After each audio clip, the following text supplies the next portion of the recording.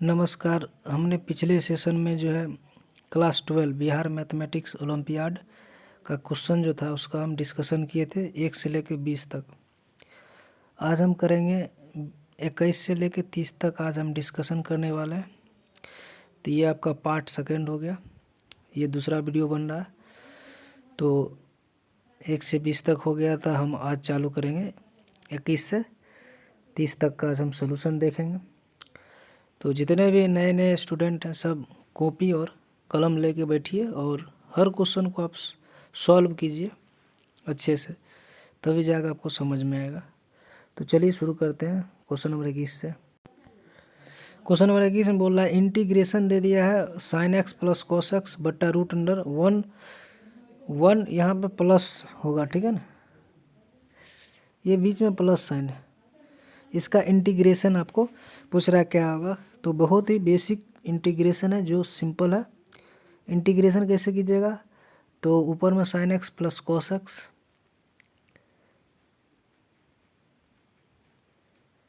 नीचे में लिखा है root under 1 plus sign 2x।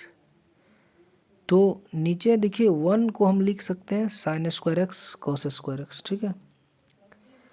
जो भी जानकार लोग हैं तो 1 को sine square x plus cos square x लिख सकते हैं, sine square x plus cos square x लिख सकते हैं।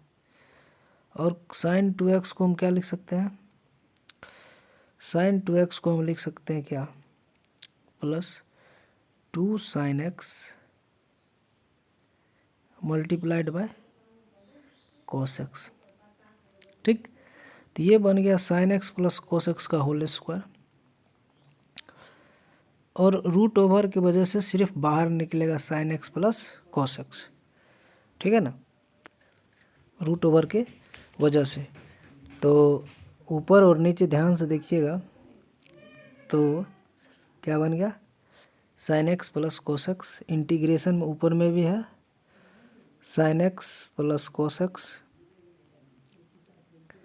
नीचे में भी है sine x plus cos x into D x. तो जैसे ये दोनों कटा है तो integration of x D x, मतलब सॉरी डी एक्स का इंटीग्रेशन जो होता है एक्स हो जाता है, क्योंकि यहाँ 1 रहता है ऑटोमेटिक, ठीक है ना। आपका आंसर आ गया बी। क्वेश्चन नंबर 22 नंबर में बोला इंटीग्रेशन दे दिया है, ये डेफिनिट इंटीग्रेशन का दे दिया, लिमिट लगा दिया 0 से π/2 1/1 plus tan theta d theta. तो फर्स्ट ऑफ ऑल क्या कीजिएगा इसमें कि integration of 0 to π/2 tan theta को लिखिएगा साइन बट्टे कॉस,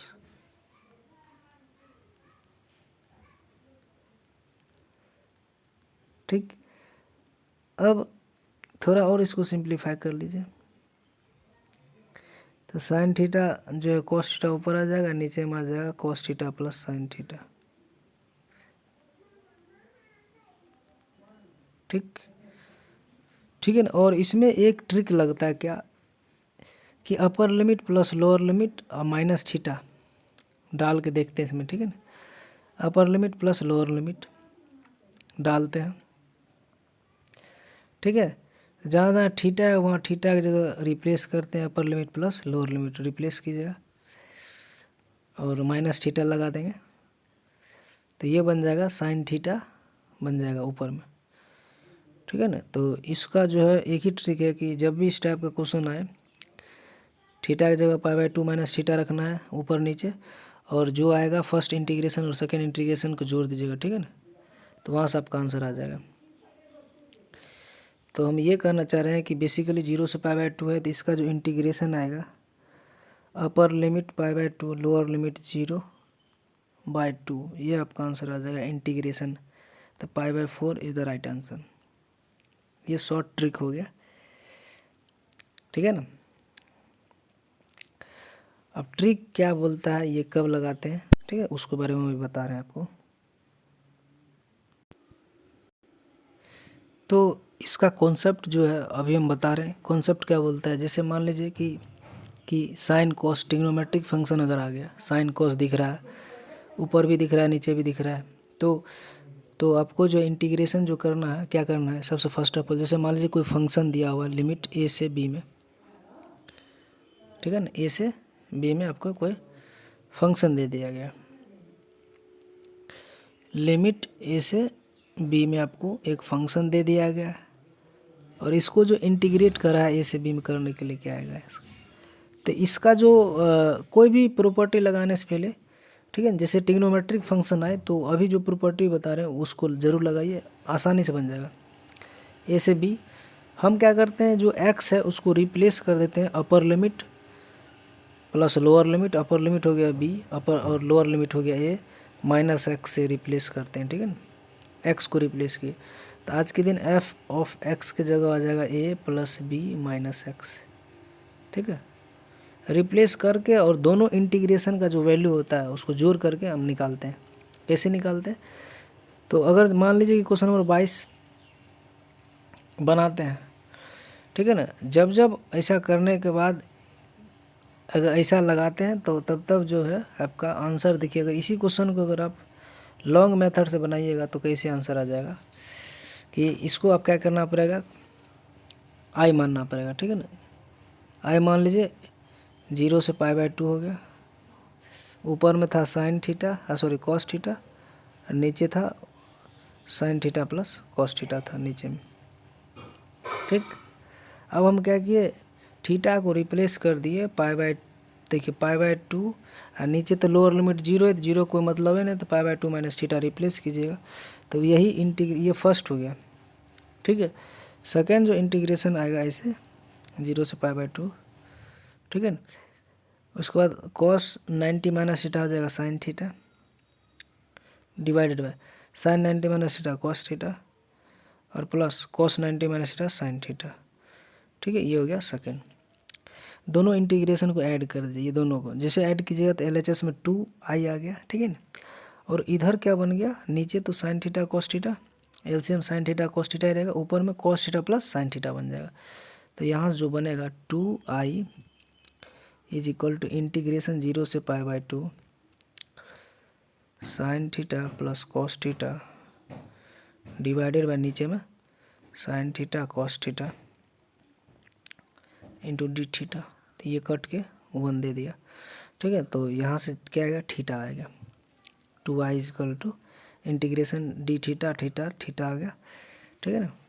अब थीटा का जो मान कहाँ से कहाँ तक है, π/2 से 0 तक, 0 से π/2 है, तो जैसे ही मान रखिएगा 2i is equal to π/2 minus 0, ठीक है ना, और उसके बाद i का मान क्या आ जाएगा, π/4। तो एक ट्रिक बना लिया गया है कि जब भी इस टाइप का हो, साइन नीचे साइन कॉस रहे ऊपर कॉस रहे तो किंग रूल लगाते हैं, upper limit plus lower limit by 2 direct लगा देते हैं, तो आपका आंसर आ जाएगा π/4। क्वेश्चन नंबर 23 बोला find the area enclosed between this, दो पैराबोला का इक्वेशन दे दिया गया, पहले इसका ग्राफ खींचिए, y² is equal to 4x का जो ग्राफ आएगा वो कुछ इस टाइप का आएगा, ये y² is equal to 4x का ग्राफ आ गया,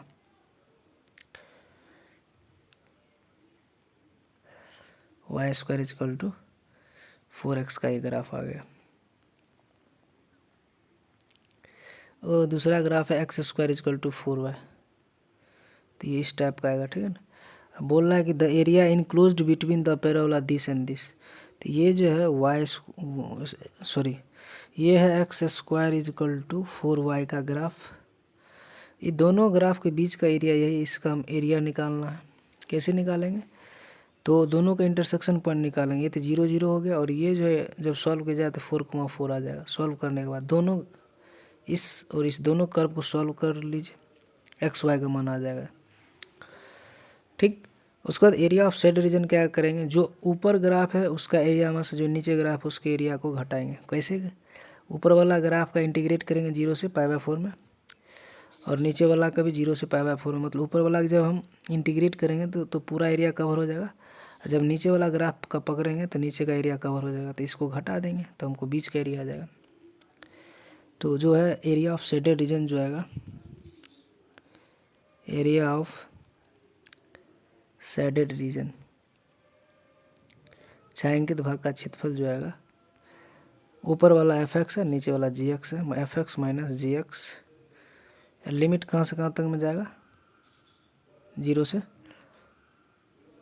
4 में। तो एफ एक्स का जो मान आएगा, ठीक है ना, क्योंकि ये एफ एक्स का मतलब हो गया कि एक्स का मान, पहला फंक्शन का जो है एक्स का मान निकालिए, तो ये आ जाएगा इंटीग्रेशन 0 से 4 2 रूट एक्स आ जाएगा, क्योंकि ऊपर जा रहे हैं तो y का मान लेंगे, ठीक है ना। और दूसरा फंक्शन से y का मान निकालिएगा तो एक्स स्क्वायर बाय 4 आ जाएगा। अब इसको इंटीग्रेट कर देंगे और लगा देंगे। इंटीग्रेट कीजिएगा कैसे, 2 रूट एक्स है तो यहाँ पर 2 बाहर आ जाएगा, 0 से 4 2 बाहर आ जाएगा, x की पावर 1/2 है, ठीक है, माइनस 0 से 4 एक्स, ये 1/4 बाहर आ जाएगा, एक्स स्क्वायर यहीं रह जाएगा, ठीक है। अब इंटीग्रेट जैसे ही कीजिएगा वैसे ही देखिए आपको क्या आएगा, 2 इंटू एक्स की पावर में जो है 3/2 आएगा, और नीचे भी 3/2 आएगा। एक्स की पावर में 3/2 और नीचे भी 3/2 ही आएगा, माइनस 1/4 एक्स क्यूब बट्टा 3, ठीक। उसके बाद क्या कीजिएगा, 0 से 4 में लिमिट लगा दीजिएगा। तो जब आप सॉल्व कीजिएगा इसको तो 4/3 एक्स की पावर 3/2 माइनस एक्स की पावर 3/12, इस पे लिमिट लगेगा 4 से 0। तो अपर लिमिट जब 4 रखेंगे पूरे में और 0 रखेंगे तो पूरा क्वांटिटी 0 आ जाएगा, तो पहले 4 रख देंगे पूरे में, तो 4 रखेंगे तो 4 यहाँ 2 का स्क्वायर यानी 4/3 गुने 2 का स्क्वायर, 2 से 2 कट गया 8, माइनस यहाँ 64/12, ठीक है ना, 64/12। तो इसको सिंप्लीफाई कीजिएगा तो ये 24/3 आ गया, माइनस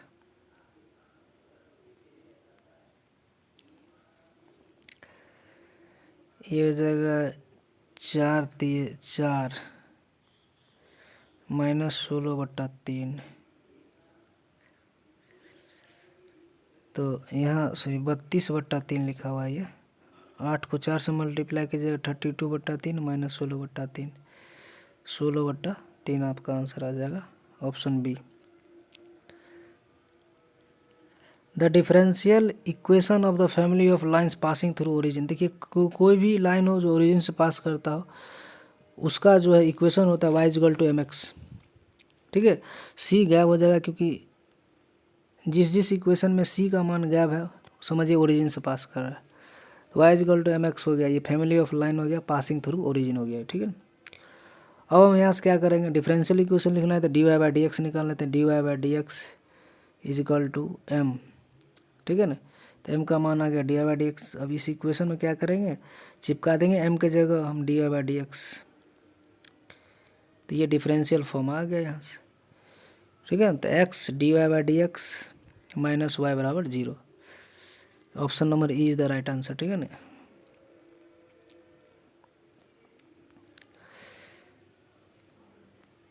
क्वेश्चन नंबर 25 नंबर देखिए, ये कंसीडर द फंक्शन बोल रहा है 8 से R में दे दिया एक फंक्शन x² - 1 x² + 1 और hx = यहाँ इंटीग्रेशन 0 से e⁻x f का डिफ्रेंसिएशन t/1 + t²। देखिए ये थोड़ा जो है ना क्वेश्चन हटके है, यहाँ जो एनसीईआरटी में पढ़े होइएगा वो एनसीईआरटी में कहीं मिलेगा ही नहीं। न्यूटन लेबनीज थ्योरम जो लगाना है इसमें, ठीक है ना। तो न्यूटन लेबनीज थ्योरम लगाने से पहले जो है ये f'(t) तो ये मान आएगा कहाँ से, तो ये यहाँ से आएगा, तो इसको पहले डिफ्रेंशिएट करेंगे। सबसे पहला काम है डिफ्रेंशिएट करना f(x) को, तो चलिए डिफ्रेंशिएट करते हैं, ठीक है। तो इसमें थोड़ा सा अपना स्मार्ट दिमाग लगाएंगे। क्या दिमाग लगाएंगे, स्मार्ट। कि जैसे हम कोई फंक्शन को डिफरेंशिएट करने चल रहे हैं इसको, तो यहाँ पर क्या करेंगे कि जो नीचे टर्म है वही चीज़ ऊपर बना लेते हैं, एक्स स्क्वायर प्लस वन बना लेते हैं, एक्स स्क्वायर प्लस वन हो गया, ठीक है, माइनस टू कर देते हैं। इससे क्या होगा कि ये फंक्शन और ये फंक्शन दोनों एक ही है, डिवाइड कर दीजिएगा तो one minus two upon x square plus one. ऐसे इसीलिए कर रहे हैं कि डिफ्रेंशिएट करना आसान हो जाएगा। इसके बाद इस फंक्शन में क्या करेंगे, इसको उठा करके नीचे वाले को ऊपर ले जाएंगे और डिफ्रेंशिएट कर देंगे, तो f x is equal to जो आएगा वो आ जाएगा one minus two into x square plus one का होल पावर माइनस वन। जैसे डिफ्रेंशिएट आप कीजिएगा, ठीक है ना, एफ डैश एक्स, कांस्टेंट का डिफ्रेंशिएशन जीरो, माइनस, जैसे ही माइनस ही कूद के आगे आ जाएगा तो माइनस माइनस प्लस टू, और फिर इसमें एक माइनस और सब्ट्रैक्ट होता है तो माइनस टू हो जाएगा, तो टू बट्टा to into x square plus one के पावर में, सॉरी ये वन लिखा होगा, पावर माइनस टू आ गया, ये एफ डैश एक्स आ गया। इसको थोड़ा और सिंप्लीफाई वर्जन में लिख देते हैं कि एफ डैश एक्स जो होता है वो आ गया फोर, कितना आ गया, टू बट्टे क्या आ गया था, वन, एफ डैश एक्स का मान हो गया था प्लस टू, ठीक है, into x square plus one का पावर माइनस टू, इंटू इसका डिफरेंशिएशन टू एक्स, ठीक है, तो क्या आएगा, दो दो ना चार, चार एक्स बट्टे एक्स स्क्वायर प्लस वन, ये हमारा डिफरेंशिएशन आ गया, एफ डैश एक्स का मान आ गया, ठीक है ना।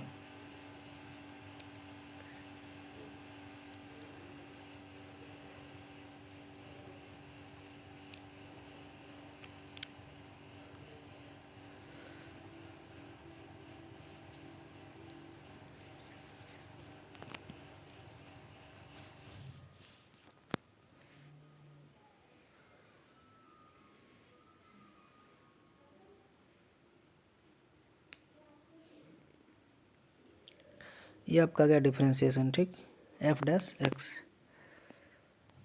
तो हम इसको थोड़ा अच्छा से लिख देते हैं कि एफ डैश एक्स जो आ गया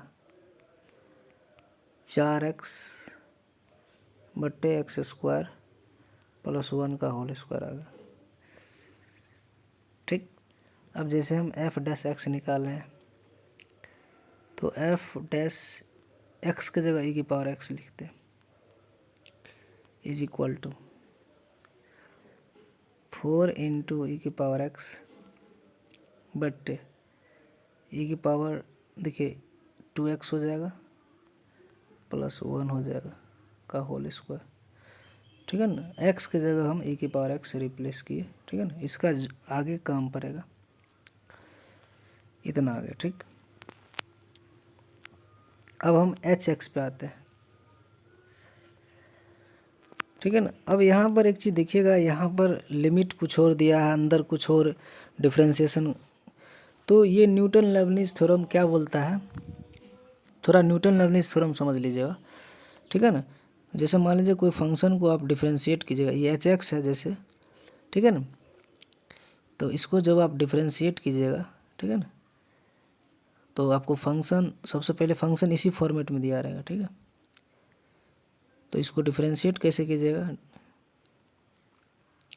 डिफ्रेंशिएट कीजिएगा, जैसे फंक्शन आपको दिया रहेगा इंटीग्रेशन, ठीक है, फंक्शन जो आपको दिया रहेगा ऐसे इंटीग्रेशन दे दिया रहेगा, यहाँ ये साइन एक्स, इधर फाई एक्स, लिमिट ये हो गया आपका लोअर लिमिट अपर लिमिट दे दिया, F T into D T, ठीक है ना। तो जब भी इस टाइप का फंक्शन आए तो डिफ्रेंशिएट हम अगर करेंगे तो सबसे फर्स्ट ऑफ ऑल क्या होता है, पावर जो होता है साइन एक्स, उसका जो डिफ्रेंशिएशन होता है साइन एक्स का डिफ्रेंशिएशन होगा, ठीक है। अब बाकी जो बच गया, क्या बच गया,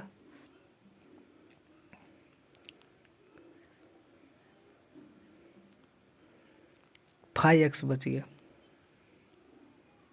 ठीक। तो फाइव एक्स को हम बाहर लिख देंगे,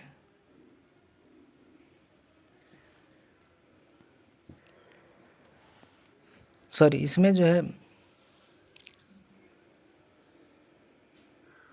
साइन एक्स, एक मिनट,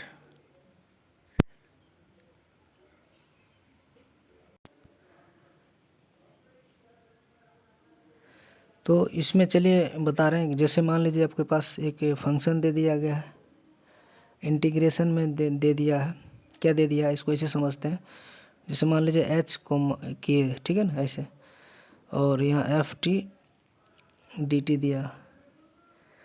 तो सबसे पहले क्या करेंगे कि फंक्शन में जो है हम अपर लिमिट रखेंगे, उसका डिफ्रेंशिएट करेंगे। तो फंक्शन में क्या है, फंक्शन का अपर लिमिट के है, तो के इंटू, ठीक है ना, डिफ्रेंशिएशन, सॉरी यहाँ पर लिखेंगे ऐसे, इसका डिफ्रेंशिएशन कीजिएगा पूरे फंक्शन का, तो लिखाएगा डी ऑफ डी एक्स, ठीक है ना। और लिमिट जो है आप एक ही वेरिएबल में ले ले तो ठीक रहेगा। लिमिट को जो है हम क्या करते हैं, यहाँ पे जो पहले लिमिट लिए थे वही लिमिट ले लेते हैं। लिमिट ले लीजिए, ये साइन एक्स और ये फाई एक्स लिमिट हो गया, ठीक। तो भाई इंटीग्रेशन कैसे, सॉरी इसका डिफ्रेंशिएशन अगर कीजिएगा तो क्या होता है कि डी ऑफ डी एक्स, ठीक है ना, पहले जो अपर लिमिट का इंटीग्रेशन करते हैं, ठीक है ना, मल्टीप्लाइड बाय इसका मान जो फंक्शन में पुट करते हैं इस फंक्शन में, इसमें, तो ये तो बेचारा बाहर निकल जाएगा, एफ ऑफ साइन एक्स मान रखा है, इसको बाहर निकाल दें, ठीक है। फिर माइनस, फिर लोअर लिमिट का जो है डिफ्रेंशिएशन करेंगे, फाई एक्स इंटू, ठीक है, फिर इसका मान जो फंक्शन में रखेंगे एफ ऑफ फाई एक्स, ठीक है। तो यही न्यूटन लवनीज थ्योरम है, ठीक है ना, ये मान इसमें रख देंगे। तो आइए हम ये अप्लाई करते हैं। तो हमारे पास फंक्शन दे दिया एच एक्स, तो हम क्या करेंगे, पहले ई की पावर एक्स इसमें चिपकाएंगे, ठीक है। तो इसका जब हम डिफ्रेंशिएट करेंगे एच एक्स का, देखिएगा ध्यान से देखिएगा, एच डैश एक्स लिखते हैं, डिफ्रेंशिएशन को ऐसे भी रिप्रेजेंट करते हैं डैश से। पहले क्या करेंगे, एफ और एफ डैश, डैश पहले से ऑलरेडी मौजूद है, एफ डैश फंक्शन का अपर लिमिट है ई की पावर एक्स, तो ई की पावर एक्स लिख देंगे यहाँ पर, इनटू, अब ई की पावर एक्स का डिफ्रेंशिएशन करेंगे तो ई की पावर एक्स का डिफ्रेंशिएशन ई की पावर एक्स हो जाएगा, ठीक हो गया। नीचे में जो है जो भी रहेगा, नीचे को छोड़ देते हैं, नीचे वाले को, नीचे वाले जैसे 1+t² है, सॉरी यहाँ भी ई है तो ई यहाँ पर भी आएगा, टी की जगह ई की पावर 2x आ जाएगा, आ गया। उसका बाद माइनस, नीचे लोअर लिमिट 0 है, तो जैसे हम फंक्शन में लिखेंगे तो पूरा 0 ही हो जाएगा, ठीक है ना। जैसे मान लीजिए डिफ्रेंशिएशन कीजिएगा 0 का, तो क्या आ जाएगा, यहाँ 0 लिखिएगा, और फिर इसको जो है इस फंक्शन में रखेंगे मान 0 इंटू 1+t की जगह 0 आ जाएगा, 0 का स्क्वायर, ठीक है ना। तो ये पूरा जो है 0 आ गया, तो हमारा बचता है एफ डैश ई की पावर एक्स इंटू, ये ई की पावर एक्स गुना में है, बटे 1+e की पावर 2x, डिफ्रेंशिएशन कर दिए। अब एफ डैश ई की पावर एक्स हम पीछे निकाल चुके हैं, क्या निकाले थे अभी हम बता रहे हैं, ठीक है ना। यहाँ पर एफ डैश एक्स का मान शुरू में निकाले थे कि 4x, 4 ई की पावर एक्स बट्टे ई की पावर 2x + 1 का होल स्क्वायर निकाल दिए थे, ठीक। अब हम क्या करेंगे, एच डैश एक्स में रखेंगे मान, तो एच डैश एक्स में रखेंगे क्या आएगा भाई, एच डैश एक्स हमने निकाला था एफ ऑफ एफ डैश ई की पावर एक्स बट्टे 1+e की पावर 2x इंटू ई की पावर एक्स, ठीक। अब एफ डैश ई की पावर एक्स जो है यहाँ से हम निकाले थे, यहाँ पर ही इसका जो मान निकाले थे ये था, तो यहाँ पर क्या आएगा, F dash sorry F dash ई की पावर एक्स की जगह रखेंगे ये पूरा 4 इंटू ई की पावर एक्स, बट नीचे में तो पहले से ये है और एक ये आ गया होल स्क्वायर में, तो ई की पावर 2x प्लस 1 का होल क्यूब बन गया 4 इंटू ई की पावर 2x, क्योंकि ई की पावर x इंटू पहले से और ई की पावर x ये वाला, तो ये बन गया 4 इंटू ई की power 2x divided by E की पावर 2x प्लस 1 का होल क्यूब। और ध्यान दीजिएगा तो ये जो है ना एक्सपोनेंशियल फंक्शन जो होता है ऑलवेज पॉजिटिव होता है, क्योंकि तो जो भी ये मान आया है हमारा एच डैश एक्स का जो मान आया है वो आया है फाइनली 4 इंटू ई की पावर 2x बट्टे 1 प्लस ई की पावर 2x का होल क्यूब, और इसका मान 0 से बड़ा आएगा ऑलवेज, क्योंकि ऑलवेज एक्सपोनेंशियल फंक्शन है, ठीक है ना। तो ये जो है एच एक्स जो है इंक्रीजिंग फंक्शन हो गया माइनस इन्फिनिटी से प्लस इन्फिनिटी में, ठीक है ना। ये आपका ऑप्शन ये आ जाएगा, क्योंकि ये कभी नेगेटिव होता ही नहीं, ठीक है। एक्सपोनेंशियल फंक्शन जो है पॉजिटिव ऑलवेज होता है, तो ये इंक्रीजिंग फंक्शन हो गया माइनस इन्फिनिटी से प्लस इन्फिनिटी में, ये ऑलवेज इंक्रीज करेगा। और यही पूछ रहा था कि भाई फंक्शन क्या है, तो फंक्शन इंक्रीजिंग है डिक्रीजिंग है ये सब डिफरेंशिएट करने के बाद ही पता चलता है। अब कह रहा है कि the point with position vector दे दिया है, ये सब 3 वेक्टर दे दिया है, तीनों वेक्टर कोलिनियर दे दिया है। तो भाई कोलिनियर है, इसका मतलब देखिए कोलिनियर वेक्टर को ही दूसरा नाम पैरेलल वेक्टर है, ठीक है ना। 26 क्वेश्चन नंबर। तो जब कोलिनियर वेक्टर दे दिया तो इसको हम सॉल्व करते हैं, कैसे सॉल्व करेंगे। तो इसका जो है हम करते हैं क्या, पहला इसका हम डायरेक्शन ए और बी के बीच का डायरेक्शन रेशियो निकाल लेते हैं। पोजीशन वेक्टर निकाल लीजिए, ठीक है ना, ए और बी, ठीक है ना। तो इसका निकालिएगा तो बी वेक्टर माइनस ए वेक्टर हो जाएगा। तो यहाँ आ जाएगा घटाने के बाद ए वेक्टर प्लस लैम्डा जोड़ 2 B vector minus 4 C vector. फिर बी सी का निकाल लेते हैं, तो इसका आ जाएगा माइनस का 2 a vector plus minus 7 minus lambda b vector plus 11 c vector, ठीक है। क्योंकि ये दोनों वेक्टर जो है पैरेलल होगा, क्योंकि कोलिनियर है तो पैरेलल होगा, ठीक है ना। तो यहाँ लिख देते हैं कि A B vector parallel to B C होगा। तो क्या करेंगे हम कंपेयर कर लेंगे कोफिशिएंट का, 1/-2 is equal to lambda plus 2 बट्टे -7 माइनस लैम्डा, और यहाँ से सॉल्व कर लेंगे तो लैम्डा का मान आ जाएगा 3, ऑप्शन बी आ जाएगा। क्वेश्चन नंबर 27 में बोल रहा है कि cos alpha cos beta cos gamma direction cosine दे दिया है इस of a line, then the value of sine square alpha sine square beta sine square gamma. तो देखिए ये डायरेक्शन कोसाइन दे दिया, डीसी दे दिया है। डीसी जो है एल इज इक्वल टू पहला हो गया cos alpha, m is equal to cos beta और n is equal to cos gamma. और एक फार्मूला होता है कि l square plus m square plus n square is equal to 1 होता है, और हमको एल और एम एन का मान दे दिया है। तो cos square alpha cos square beta cos square gamma equal to 1। सारे कॉस को साइन में कर लीजिएगा, 1 minus sine square alpha 1 minus sine square beta 1 minus sine square gamma. तो एगो 1 से 1 तो कट गया, तो सीधे बच गया sine square alpha sine square beta sine square gamma equal to 2,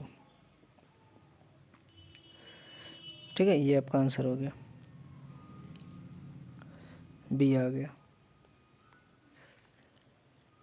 question number 28 में बोल रहा है कि आपको लेट ए एक सेट दे दिया 1 से 20 तक, और one element m comma n of a cross A is selected at random, then the probability that 9 6 की पावर m plus 9 की power m is a multiple of 5 is, मतलब आपको प्रोबेबिलिटी बताना है जो 5 का मल्टीपल ये बन जाए ये, ठीक। तो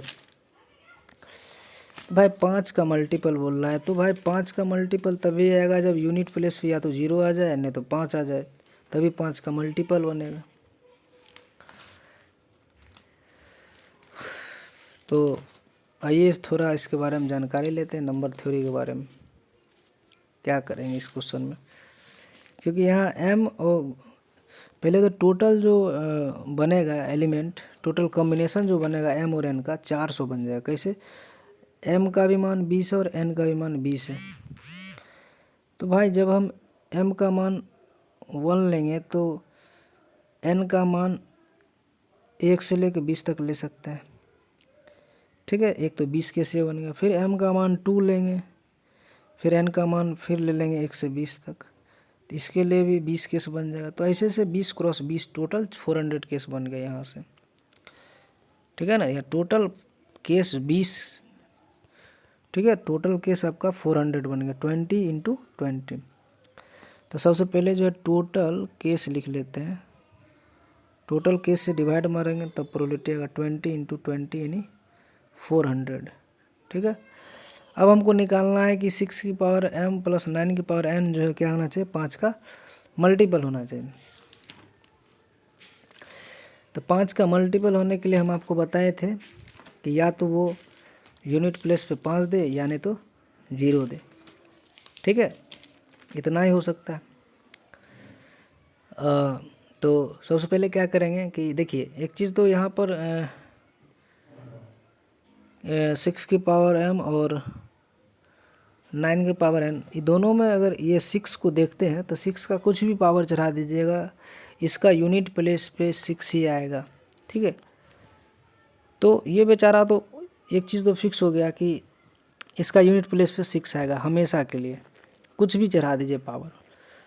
हाँ, लेकिन 9 का अगर चेक कीजिएगा तो जब आप 9 का पावर चेक कीजिएगा तो 9 का अगर पावर 1 दीजिएगा तो 9 आएगा, 9 के पावर 2 दीजिएगा तो 81 आ जाएगा, 9 की पावर 3 दीजिएगा तो कितना आ जाएगा 9, 729 आ जाएगा, 9 की पावर 4 दीजिएगा तो कितना आ जाएगा, 1 आएगा, यहाँ पर यूनिट प्लेस पे 1 आ जाएगा।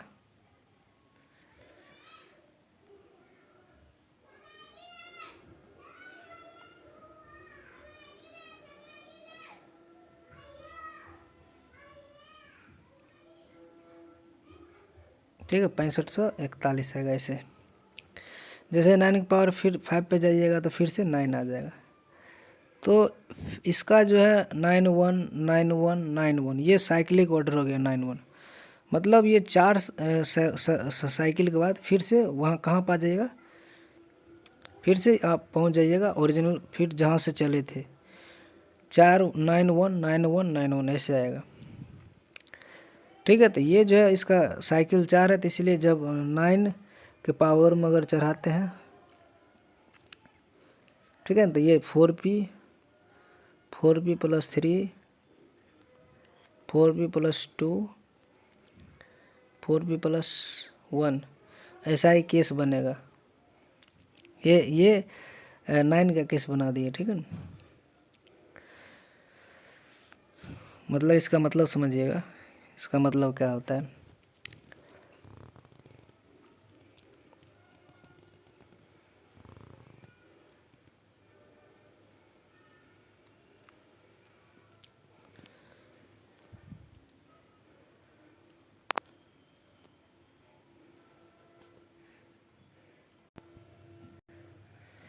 तो यहाँ पे जो है हमको जो है अब बनाना है कॉम्बिनेशन बनाना है जो 5 का मल्टीपल आ जाए, ठीक। तो यहाँ पर 6 की पावर m लिखा हुआ है, तो m को जो है हम 1 मान लेते हैं, ठीक। तो 6 की पावर m को 1 मान लिए तो 6 हो गया, प्लस अब इसमें 9 के पावर अगर हम या तो 9 के पावर हम 1 चढ़ाएंगे या क्या चढ़ा सकते हैं जिस पे यूनिट प्लेस पे 9 दे, तो 9 की पावर 1 9 देता था, फिर 9 की पावर 3 पे 9 देता था, ठीक है। उसके बाद 9 की पावर ऐसे ही देता है 1 और 3। तो क्या करेंगे, पहले जो है कम्बिनेशन बनाएंगे। जब हम m का मान 1 लेंगे, ठीक है, तो n का मान हम कुछ भी रखें, कुछ का मतलब जैसे मान लीजिए हम इसमें से 1 रखेंगे तो n का भी मान 1 आ जाएगा, ठीक है। तो ये 9 6 15 आ गया। इसका पावर 1 ही फिक्स करना है, इसका कुछ भी पावर देंगे तो ये फिर 9 सॉरी क्या बोलते हैं, ये जो है कुछ भी पावर देंगे तो 6 ही रहेगा। और 9 का पावर जो है हम रख क्या सकते हैं, 9 के पावर हम 1 रखेंगे तब 9 देगा, और 9 के पावर 3 रखेंगे फिर तब भी 9 देगा, ठीक है। तो इसका ऑर्डर ये हो गया। तो देखिए हम जो है m का मान 1 ले लेते हैं और n का मान क्या क्या रख सकते हैं, ठीक है।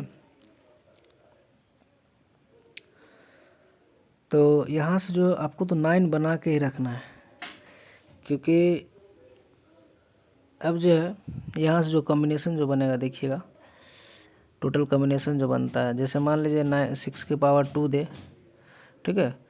देखिए 9 के पावर 1 हमने फिक्स कर दिया, क्योंकि 9 के पावर 1 पे 9 देगा यूनिट प्लेस पे, ठीक है ना। मतलब हमने n का मान 1 फिक्स कर दिया, ठीक। अब जो केस क्या क्या बनेगा ध्यान दीजिएगा यहाँ पर। अब इसके पावर में हम कुछ भी दे, 6 की पावर में तो 6 ही रहेगा, हमेशा 5 5 देते रहेगा। तो पहला केस जो है हमने m को भी 1 माना और n को भी 1 माना, ठीक है, पहला ये केस। दूसरा m का मान 2, n का मान 1 ही रहेगा। ऐसे करते करते हमने n को फिक्स कर दिया, ठीक। n का मान हमने 1 फिक्स ही कर दिया क्योंकि 9 देगा, ठीक है। ऐसे से ऐसे, और m का मान हमने बदल दिया। तो ऐसे पहला जो केस बना 20 केस बन गया ऐसे। फिर क्या करेंगे, 1 रखेंगे, फिर 3 पर भी क्या देगा, 9 ही देगा। तो यहाँ से भी 20 केस बनेगा, ठीक। यहाँ से भी 20 केस बनेगा। हमने m का मान 1 2 लेते गए और यहाँ 3 रखते गए, ठीक है। ऐसे 3 रखा यहाँ, और इधर 3 का 3 ही रहेगा, ठीक है, हर जगह 3 रहेगा। ऐसे से 20 को 3, मतलब टोटल यहाँ भी 20 केस बन गया। अगला जो कॉम्बिनेशन बनेगा ध्यान दीजिएगा, कॉम्बिनेशन क्या बनेगा, हमने 20 20 40 कॉम्बिनेशन बना लिया। अगला कॉम्बिनेशन क्या बनेगा कि भाई 5 रखेंगे पावर में, क्योंकि हमको 20 1 से लेके 20 तक संख्या है। तो 9 का पावर जो है 1 रखे, 3 रखे, 5 रखे, 7 रखे, 9 रखे, 11 रखे, 13 रखे, 15 रखे, 17 रखे, 19 रखे। कुछ भी रखेंगे अगर 1 से 20 तक में तो हमको 9 ही देगा, ठीक है। तो हमारे पास 20 चॉइस है, n का 20 चॉइस है। क्या क्या 20 चॉइस है, तो 1 है, 3 है, 5 है, 7 है, 9 है, 11 है, 13 है, 15 17 19 है, ठीक है। ये 10 चॉइस हो गया n का, ठीक। और m का जो मान कुछ भी रखते जाएं, हमारा वैल्यू जो है क्या आते जाएगा, 15 का मल्टीपल देगा, ठीक है।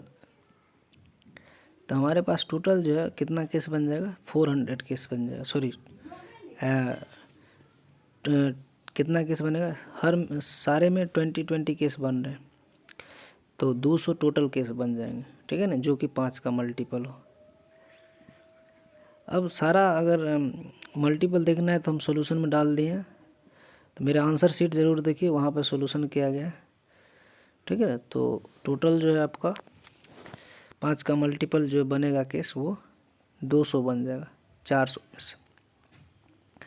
प्रोबेबिलिटी निकालना है तो टोटल 400 केस बन रहा है, तो डिवाइड कर दीजिएगा तो प्रोबेबिलिटी 1/2 आ जाएगा।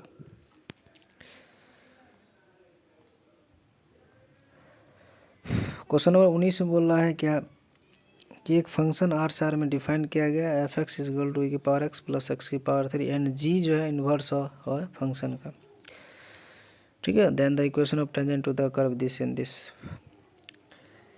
तो इसका जो है, इसका पहले आंसर देख लीजिए क्या आएगा।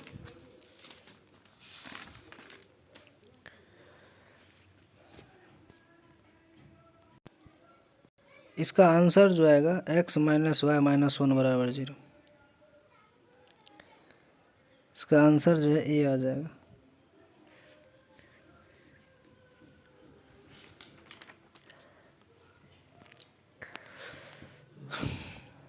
तो इसका अगर सलूशन देखना है तो हमारे आंसर शीट ज़रूर देखिए, ठीक।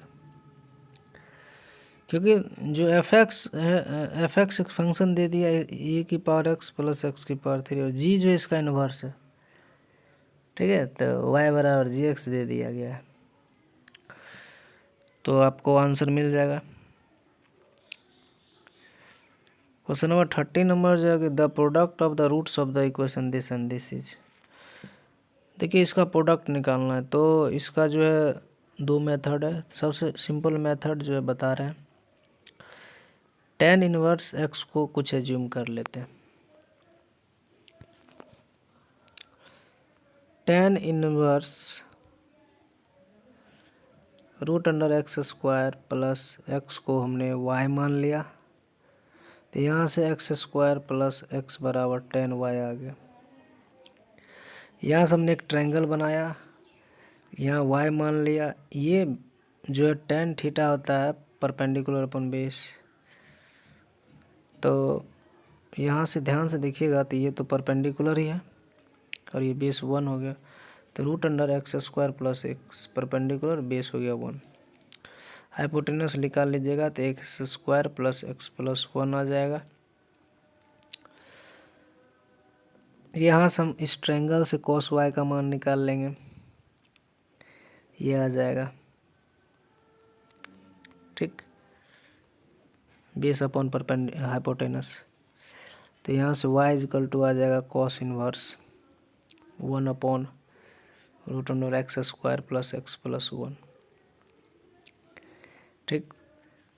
तो हमने इसको y माना था, तो y plus sine inverse root under x square plus x plus 1 equal to π/2, ठीक।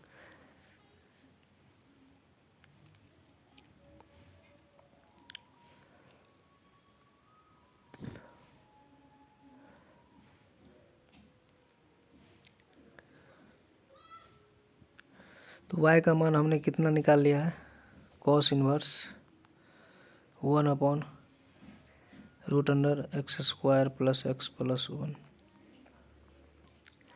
और ये sine inverse root under x square plus x plus 1 is equal to π/2, ठीक। क्योंकि हमने y का मान अभी निकाल लिया है और हमको मालूम है कि दोनों sine square sine inverse x और cos इनवर्स एक्स π/2 होता है, ठीक है ना। कब होता है, जब दोनों एंगल सेम हो जाए। तो दोनों एंगल को हम सेम करते हैं, तो cos थीटा का मान था x square plus x plus 1 और साइन स्क्वायर का था root under x square plus x plus 1। Square कर दीजिएगा या क्रॉस मल्टीप्लाई कर लीजिए तो आपका ये आ जाएगा, ठीक है। तो यहाँ से एक्स का दो वैल्यू आ जाएगा, एक 0 आ जाएगा और एक -1 आ जाएगा, ठीक है। प्रोडक्ट ऑफ रूट बोल रहा है, तो एक तो x1 का मान 0 आ गया, x2 का मान आ गया -1, दोनों का प्रोडक्ट आ गया 0, ऑप्शन ए, ठीक है। अब हर क्वेश्चन का जो हम मेरा आंसर शीट ज़रूर देखिए, नहीं समझ में आया तो आंसर शीट चलिए। यहाँ से सारे क्वेश्चन को हम सॉल्व कर दिए हैं, इसको देखिए अच्छे से बनाइए। ये सॉल्यूशन मेरा आंसर शीट है, अच्छे से देखिए। ये पार्ट सेकंड है और इससे पहले है 1 से 20 तक का हम पहले वीडियो में बना दिए, ये दूसरा वीडियो मेरा है।